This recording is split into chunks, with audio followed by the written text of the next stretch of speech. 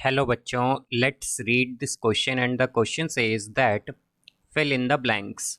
The triangle formed by joining the midpoints of the sides of a right triangle is dash. तो आइए अब इस question को यहाँ पर हम सॉल्व कर लेते हैं। इस क्वेश्चन में कहा गया है कि हमें बताना है कि जो ट्राइंगल फॉर्म होगा bye joining the mid points of the sides of a right triangle वो क्या होगा। तो यहाँ पर हम की कॉन्सेप्ट यूज़ करेंगे, की कॉन्सेप्ट दैट इन रेक्टेंगल।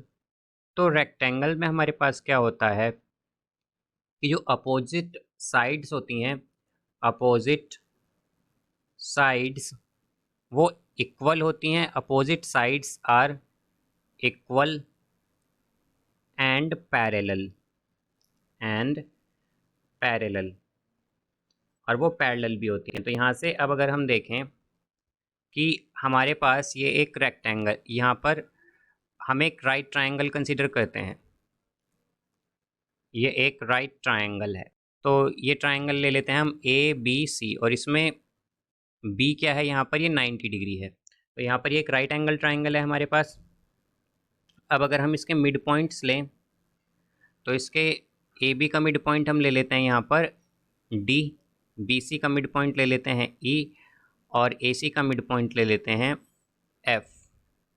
तो अब अगर इन्हें हम ज्वाइन करें तो यहाँ पर D से हम F को ज्वाइन कर देते हैं, और जैसा कि हम जानते हैं कि जब हम दो मिड पॉइंट को ज्वाइन करते हैं तो वो क्या होता है, वो थर्ड साइड के पैरेलल हो जाते हैं। यहाँ पर वो जो लाइन आएगी वो थर्ड साइड के पैरेलल होगी। तो इसका मतलब क्या है हमारे पास कि DF क्या है, पैरेलल होगी BC के। और मिड पॉइंट थ्योरम से हमारे पास ये DF जो है ये किसके इक्वल होगी, मिड पॉइंट थ्योरम के अकॉर्डिंग हमारे पास DF जो है ये इक्वल होगी हाफ ऑफ BC के, हाफ ऑफ BC के।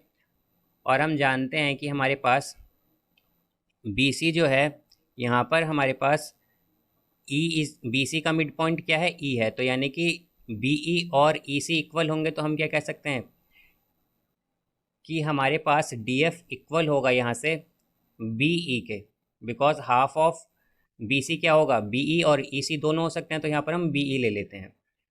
तो ये हमारे पास किससे आया है, मिड पॉइंट थ्योरम से, मिड पॉइंट थ्योरम से, थ्योरम। अब इसी तरह अगर हम देखें तो यहाँ पर अब हम ज्वाइन करेंगे F को E से।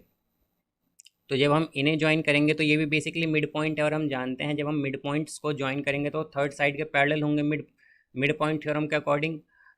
तो यहाँ पर हमारे पास EF जो है ये किसके पैरेलल हो जाएगा, ये पैरेलल होगा AB के। और मिड पॉइंट थ्योरम से क्या आएगा हमारे पास, ये आ जाएगा EF is equal to half of AB, half of AB। और हम जानते हैं कि D क्या है, AB का मिड पॉइंट है। तो यानी कि हाफ ऑफ AB को हम क्या लिख सकते हैं, बेसिकली AD या DB में से कुछ भी लिख सकते हैं, बिकॉज AD और DB इक्वल होंगे यहाँ पर। तो यहाँ से हम ले लेते हैं DB। तो ये हमारे पास किससे आया है, मिड पॉइंट थ्योरम से, मिड पॉइंट थ्योरम से। अब यहाँ पर हम अगर देखें तो हमारे पास DB और EF क्या है, दोनों अगर हम देखें तो इक्वल हैं। यानी कि DB और EF ये हमारे पास क्या आए हैं, इक्वल आए हैं।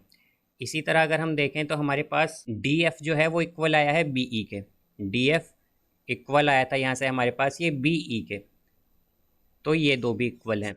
अब जैसे कि हमने देखा था यहाँ पर की कंसेप्ट में कि जो रेक्टेंगल होता है उसमें अपोजिट साइड्स क्या होती हैं, इक्वल होती हैं और पैरेलल होती हैं। तो यहाँ से हम देख सकते हैं कि ये दोनों साइड क्या है हमारे पास, यहाँ पर DF BE के इक्वल और पैरेलल है, और इसी तरह DB क्या है, FE के पैरेलल और इक्वल है। तो हम क्या कहेंगे कि हमारे पास ये बेसिकली जो D यहाँ पर BEFD है, BEFD क्या है, बेसिकली यहाँ पर एक रेक्टेंगल बन रहा है हमारे पास। और हम जानते हैं कि रेक्टेंगल में हमारे पास ये जो एंगल्स होते हैं वो क्या होते हैं, 90 डिग्री के। तो यहाँ पर ये वर्टेक्स पर क्या एंगल बनेगा, 90 डिग्री। तो अब यहाँ पर हम अगर D को E से ज्वाइन करें तो हम देख सकते हैं कि F पर एंगल क्या बना है, 90 डिग्री। तो यानी कि ये कैसा एंगल बनाया है, ये जो ट्राइंगल आया है हमारे पास DEF, ये भी कैसा है, एक 90 डिग्री ट्राइंगल, या फिर हम कहेंगे एक राइट एंगल्ड ट्राइंगल है हमारे पास। तो हम क्या कहेंगे कि हमारे पास ट्राइंगल EFD जो है ये कैसा ट्राइंगल है, is right angled triangle, right angled triangle, ये भी एक राइट एंगल्ड ट्रायंगल है।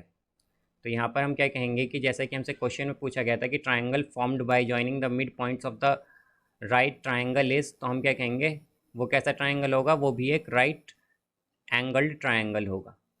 सो I hope you understood it well, best of luck, thank you.